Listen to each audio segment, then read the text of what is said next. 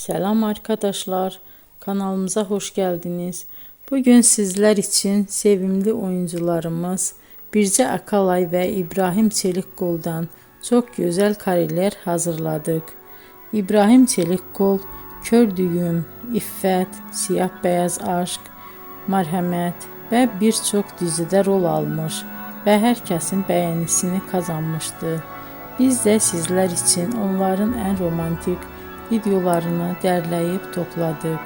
Arkadaşlar, kanalıma abone olup yorum yazmanızı, videonu sona kadar izleseniz çok sevinirim. Herkese teşekkür ederim.